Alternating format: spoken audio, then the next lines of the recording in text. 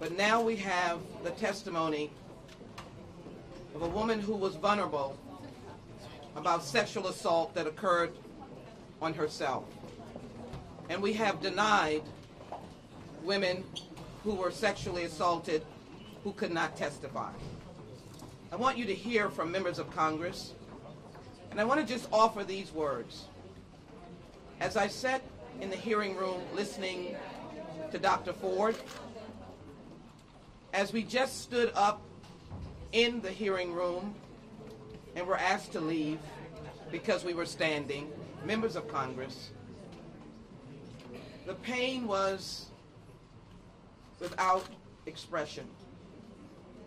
As I later heard and sat as Judge Kavanaugh spoke,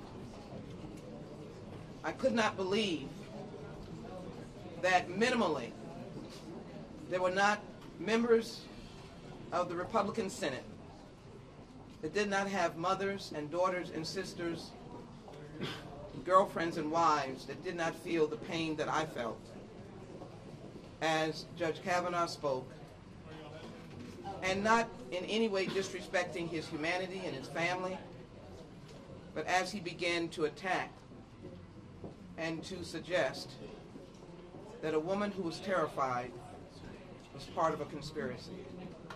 So our call today is for mercy. We're asking somebody, some member of the Republican conference, the Senate conference, to vote no. We're asking senators who are now contemplating. We're asking senators, women, who we have stood with on many issues. We're asking them, on behalf of the American people, on behalf of those who cannot speak for themselves, to vote no. I have two ladies that I'd like to bring up, and then I ask my members, Annie Custer, who have organized this, Debbie Dingle, and then Brenda and Nydia is here, and Carol, I don't know, Nydia, Lois is here too. And Lois. But you all can come, I'm just not, just, go ahead, Annie. I'm Congresswoman Annie Custer from New Hampshire. I'm from the Democratic Women's Working Group in the Women's Caucus, and I'm the founder and co-chair of the Bipartisan Task Force to End Sexual Violence. I am a survivor myself. 40 years ago, in a New England fraternity in a college on a very cold night. And I'm here to thank Dr. Ford, and I'm here to reassure all survivors throughout this country. This has been a very difficult week for us, and for those who care about us, for our families. This is about the integrity of the United States Supreme Court. The American Bar Association has asked this institution to take a pause. Because the truth of the matter is, we're talking about the highest office in the land. There's no elected office that is for life. And we need the highest moral standard of a person who is truthful, a person who is empathetic, a person who's compassionate to all people, including all litigants and all people across America. His decisions will impact our lives for generations to come. Thank you. Hello, I'm Lois Franco from Florida, chair of the Democratic Working Women Group. Thank you all for being here. I want to start by just thanking Dr. Ford for her courage. And she is inspirational, and we salute her coming forward. With that said, that is not really necessarily why we marched here today, whether or not you believe her or not. I sat in that room yesterday. I saw 12 angry men. 12 angry men who are about to change the destiny of our children and grandchildren. 11 are sitting there on the judicial panel, and the other angry man is a nominee to the highest judicial court in the nation. And we think it's very clear that we need to take a pause, and we need an investigation, because there'll be a lot of angry Americans, and we represent millions of them. Thank you. Hello, my name is Brenda Lawrence, and I represent the Michigan 14th District, and honored to be the Vice Chair of the Women's Caucus. I am here today because the American people elect us to perform certain duties, and the Senate has the responsibility of picking a person who is qualified to serve on the Supreme Court. Yesterday, we saw clearly that Kavanaugh does not have the decorum, the ability to be objective, the ability to have the tenacity through hearings and looking at data. He became very partisan and emotional. I have never seen a Supreme Court justice behave in that manner. He may have some redeeming qualities, but he does not have the standard that we set for the Supreme Court. And when I heard another woman tell her story, we cannot sit here in America and tell millions of women across this country that you're a joke, that you won't be heard. We are America. We stand here as women and representatives of the U.S. House of Representatives. And I demand, and I really ask my senators to send us a qualified, dignified, objective Supreme Court nominee. Thank you. Let me step in and ask the press to be tolerant of us. We are members of the House, and you have heard from Michigan, Florida, from New Hampshire. And so we're going to ask the members to say their states. We're going to do this very quickly so we can answer your questions. But I want to say to you that the members that are standing here and over 50-plus members of the United States House of Representatives endorse the Violence Against Women Act, but were rebuffed by Republicans. We come here and we find an atmosphere of rejection of the understanding of the pain of women. So each woman will come forward, they will say their home state, and they'll say a word. And I just want to finish by saying, I hope that there will not be a stain on the Supreme Court, and that there will be those who have the courage to be able to stand up and speak on behalf of the totality of the American people and the women that have sought to seek relief. Let me yield to Carolyn Maloney. Would you all please say your state and then just come forward, please. I'm Congresswoman Carolyn Maloney. I'm a former co-chair of the Women's Caucus, and I'm from New York State, New York 12. The hearings have been the most partisan in the history of our country. They've transformed what was a reasonable review of candidates into a partisan attack. I am introducing legislation today that if one senator requests an FBI investigation on credible evidence, then it must be granted in this important review process. Also, I'm introducing legislation that would require them to put up all their records, the Kagan standard, that 99% of her records were put on the internet for all Americans to read. That should be the standard going forward. Only 10% of Brett Kavanaugh's records have been put up. And I will say that after the credible, moving testimony of Dr. Ford, they then began attacking. They couldn't attack her. They started attacking the ranking member, another woman, Dianne Feinstein, who responded to what her constituent wanted. She did not reveal this information. They have now attacking her credibility and her professionalism. It is an outrage. It is an attack on the respect of women in this country, and we need to bring some changes that respect women and their work and their word and sexual assault against them. Thank you. Jerry Nadler, please. Thank you. I'm Jerry Nadler of New York. I'm the ranking Democratic member of the Judiciary Committee in the House. This whole process is a stain on the Supreme Court and on the Senate. The idea that you would vote on a Supreme Court nominee with serious allegations against him without properly vetting those allegations, without having at least an FBI investigation, without hearing from various witnesses, a nominee who called one of the women who made serious allegations against him a joke. And the idea that you'd vote without getting to the bottom of this is a disgrace and just shows the absolute determination to place whoever they want on the Supreme Court for ideological reasons, regardless of the person's qualifications, regardless of the person's possible criminal activity, and certainly regardless of evidence and without wanting to know. That is a disgrace to the Senate. Thank you very much. I'm Julia Brownlee. I represent the 26th District in California, all the good people of Ventura County, and I will be very, very brief. We are all standing united to ask for a pause, to do the investigation, and to get to the truth. We're asking for a few more days. If the Senate moves forward on this vote today, let's be clear, justice will be denied.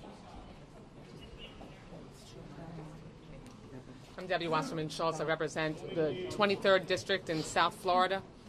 Yesterday, my 19-year-old daughter texted me as the hearing began and asked me, "Mom, please tell me that this man is not going to get confirmed, because if he does, I will lose all faith in government."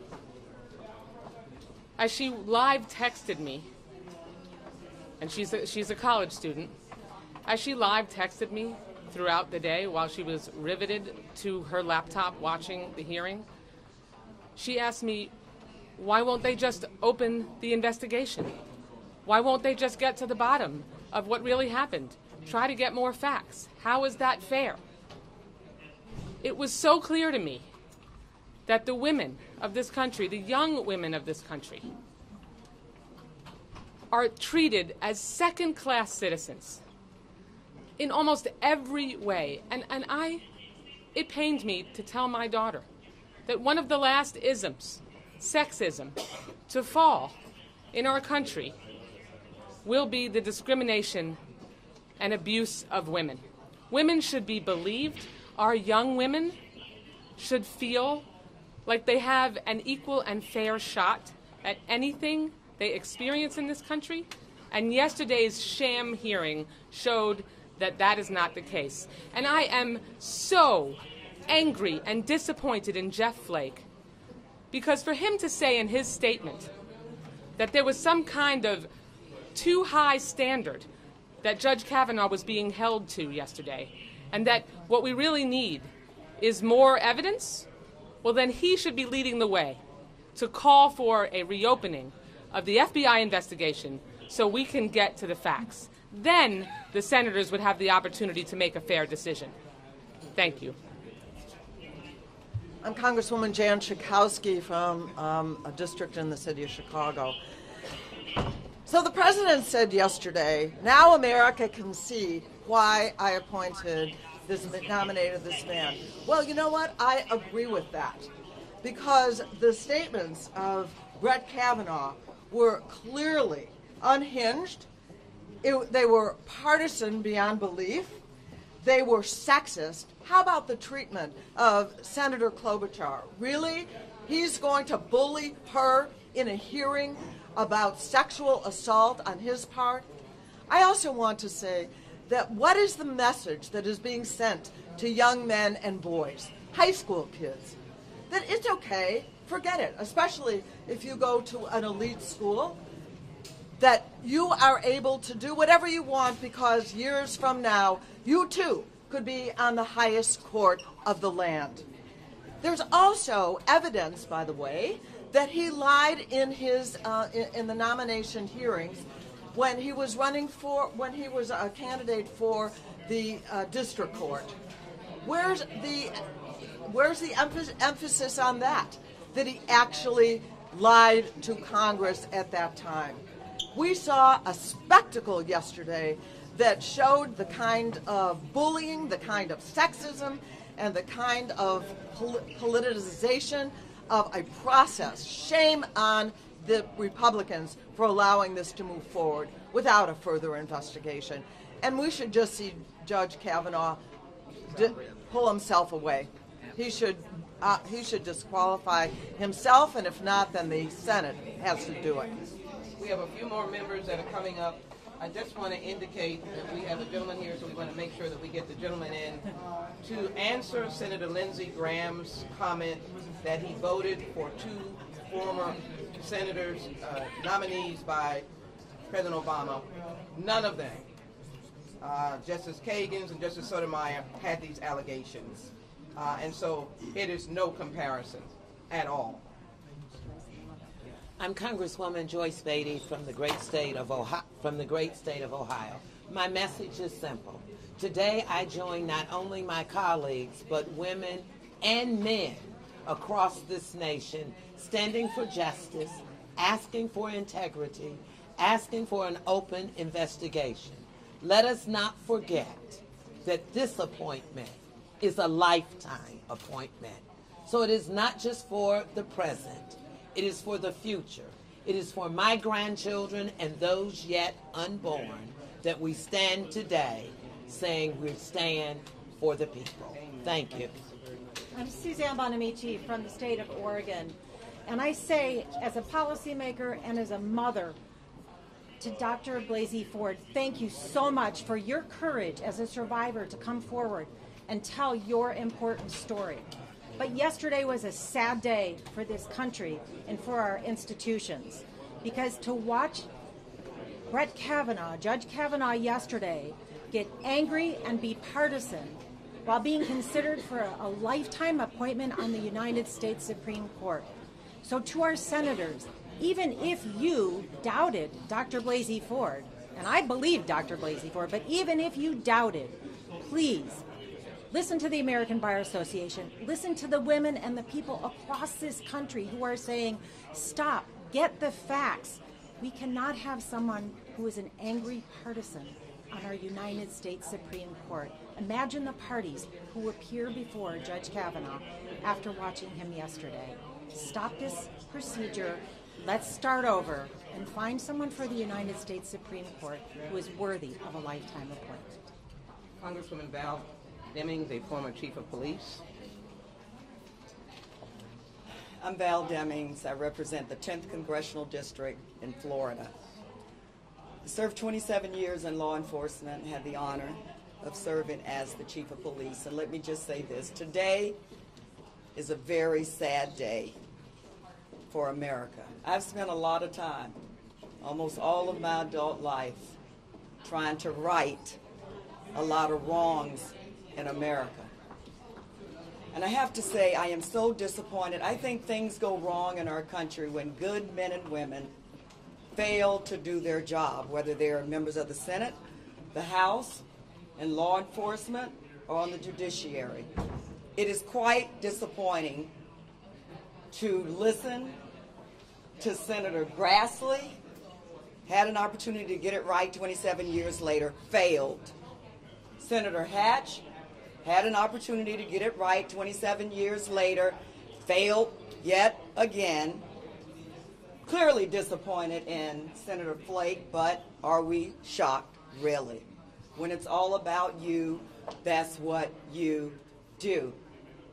Lindsey Graham, disappointing. When good men and women fail to do their jobs wherever they are, we have bad days in America. Look, Judge Kavanaugh is applying for a job. As a police chief, if I was looking at a candidate to be a police officer, someone who had the authority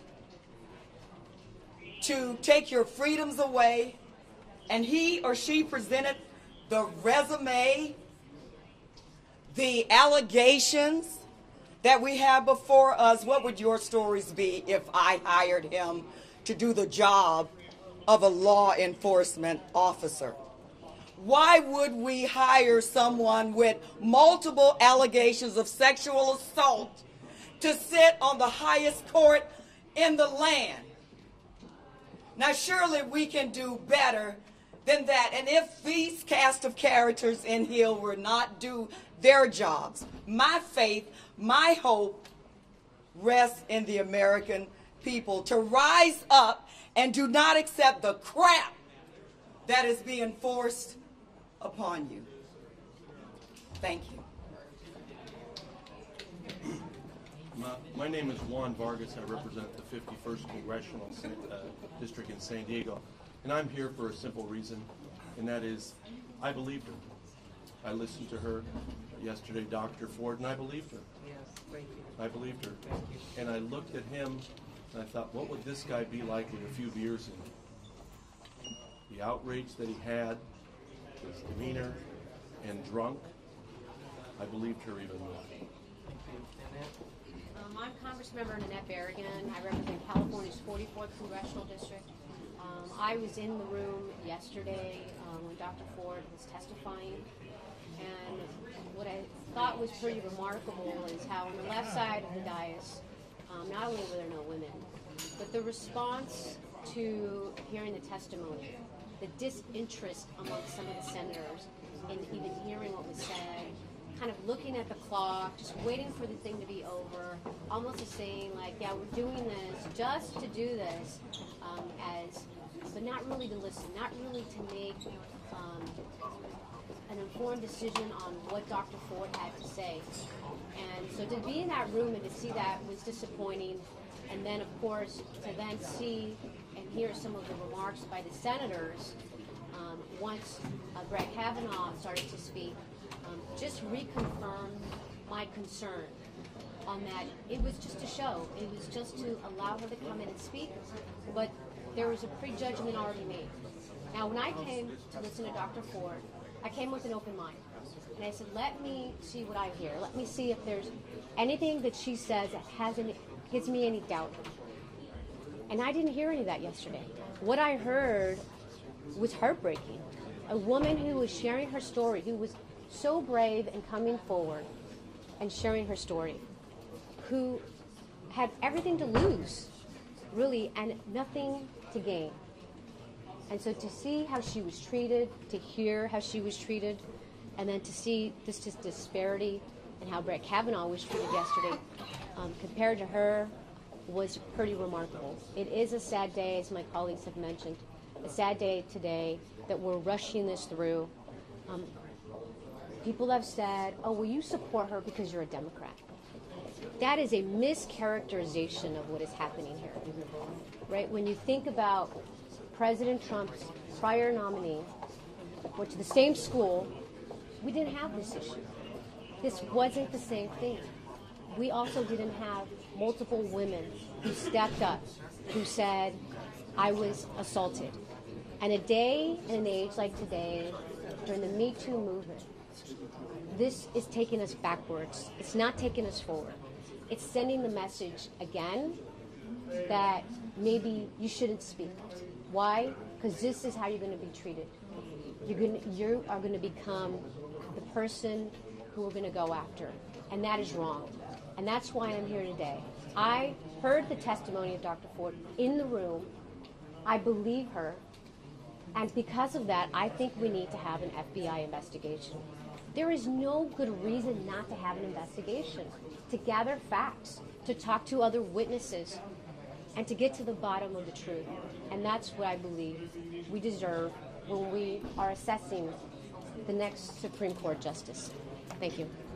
I'm going to close, and I'm going to thank all my House members who came today. I finish on this point.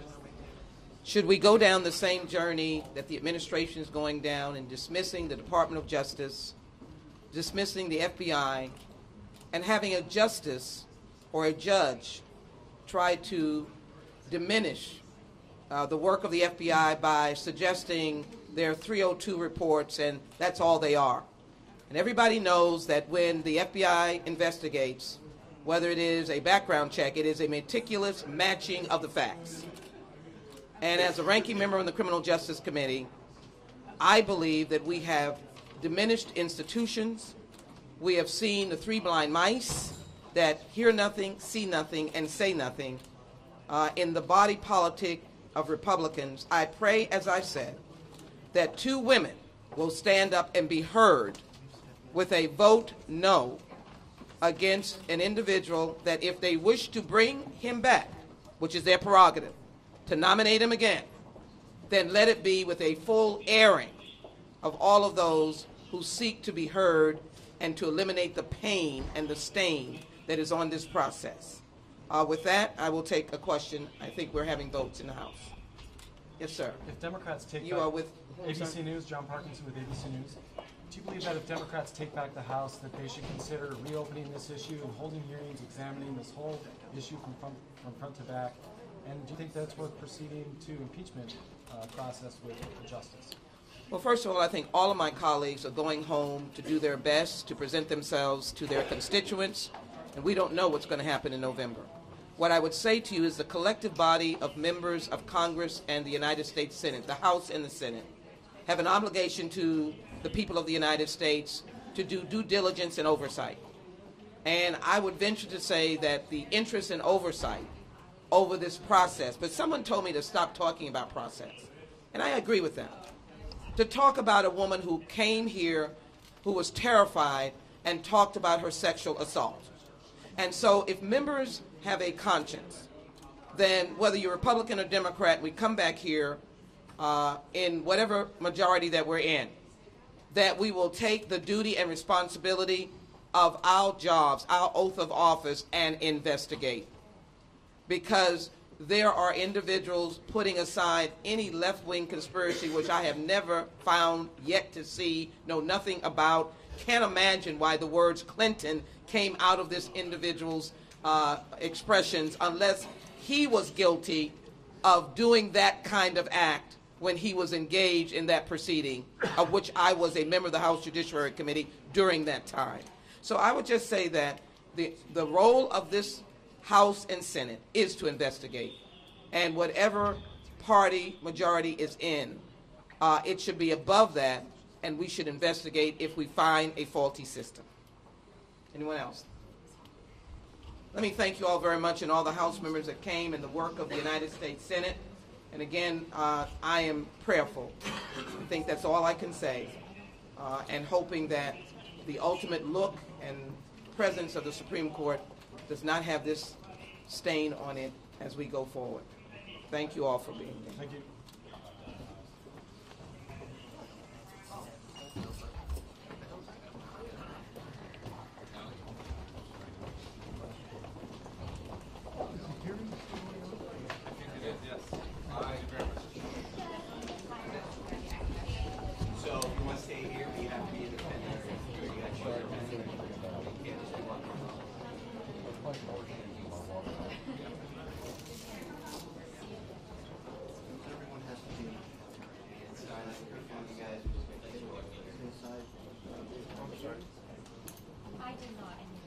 Mike, you don't have anything white, do you? You don't have any white stuff, do you? Hang on. Oh, we got this. Can you turn your light on for a second? Sorry, I thought I had something.